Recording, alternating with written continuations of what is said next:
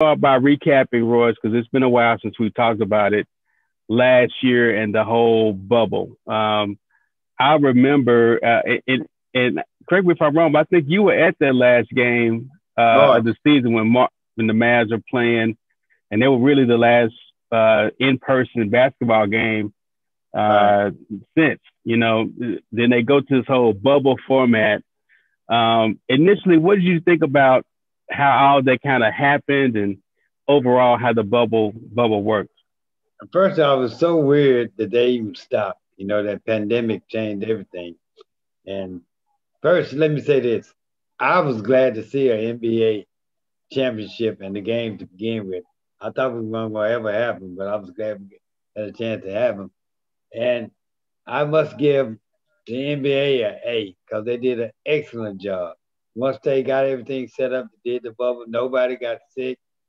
Nobody caught COVID, and really it was nothing else to watch. No sports, and we got to watch basketball, and I really enjoyed it. I thought it was had some pretty good games. I really do. I think they did Yeah, it. it was interesting. We talked about, first of all, should the players even go? Should they leave their families and go to the bubble? How would it happen? I mean, I think me and you both thought that there's no way these guys are gonna stay in this hotel for. They weren't gonna lose their family. Yeah, yeah, exactly. And the guys put it off to their credit. And I think because they wanted to have this platform to really talk about, as you can see behind me, like Black Lives Matter and everything that's going on in the country at the time, they decided to kind of use this as a way to kind of get the message out in a timely manner. So I give them a lot of credit for that. But I think what I'm starting to realize though, more than ever, is that was harder than I think people are giving the guys credit for. To be able to go down there from your family, playing game after game after game, practice after practice. I think 10 years from now we'll look back at that and really think highly of the guys that made those type of sacrifices. Yeah, it was a big sacrifice. You're absolutely right. To leave your family. Even some of the players have illness in their family. They had to leave the newborn babies. Their wives. Uh, it was a big sacrifice. I'm glad they did. Like you say, there was a lot going on. The pandemic, George Floyd murder. You Hmm. know, the protests. Yeah. You know, and it was kind of calm in the midst of all this storm. You got to see Hmm. uh, and like I said earlier, we saw some real good games, excellent games. Yeah. It was I'm Jim Bob. It satisfied, was. Yeah. satisfied with the winner. I know you are. I'm. You know, I'm, it I'm was a cakewalk absolutely. for the Lakers. Absolutely. And, and Absolutely. and it's why I bring up about how hard it is, because I want to hear the credit you're gonna give the Lakers for winning this championship the way they did against all the adversity they had to face, and all the talk about LeBron being kind of older.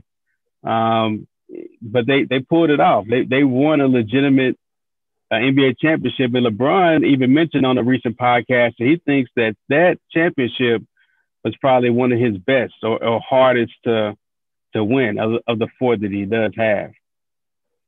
Well, I would say this. I think the Lakers was the most focused team out of all the teams there.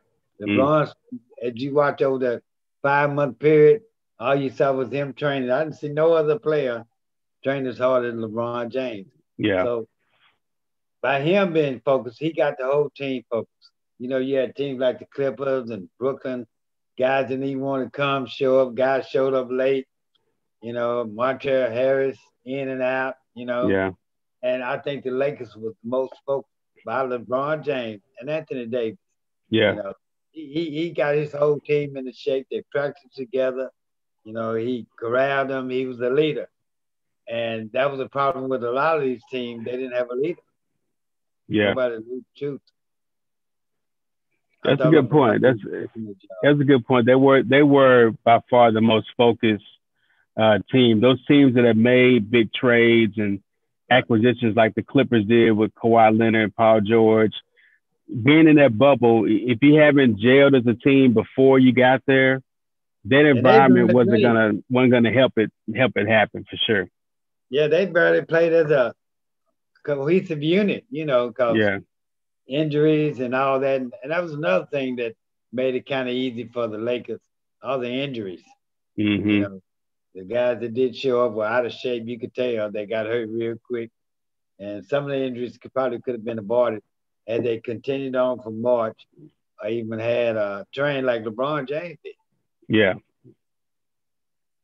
But They, that bubble did make a few new stars, I think. Guys really took the opportunity away from crowds in a gym, more like a rec league kind of environment, and they really, really blossomed. And the younger players benefited the most. I mean, you could tell, they were back in time in a more easier element for them. The younger players not having to go on the road in the playoffs, no real home court advantage. They were able to pull things off. You saw what Denver did absolutely. in the playoffs. You saw what the Miami Heat did in the playoffs. So that just tells you exactly that when you're playing that kind of ball, which this season is going to be similar to a degree. You want to go to a bubble, but they're talking about no fans. So you think this carries over with this no home court advantage, this the young players stepping up. You think that kind of carries over into this season?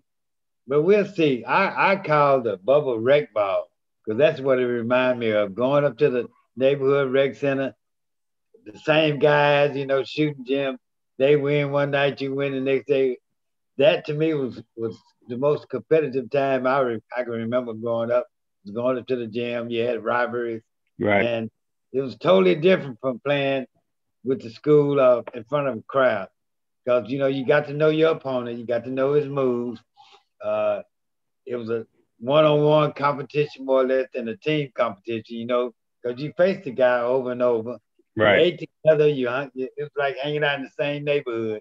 You Mm-hmm. know, they ate together. They slept in the same dorm. They were confined together. So that's what made it more. Those guys should have really felt good about that, not having to travel. Not having to stay in different hotels. You were safe long you were in the bubble. Right. The virus. That's probably the safest place to be Probably at the was time safest place. Yeah. in the bubble. But it's gonna be interesting to see how this season comes and if they Yeah. have there. I know they missed the fans. I'm a fan. I want to go back and see NBA this year. So Well, I'm hoping we do. there's talk about this kind of play-in tournament at the end of the year, kind of to mimic that atmosphere, give teams a chance. Or they talked about having another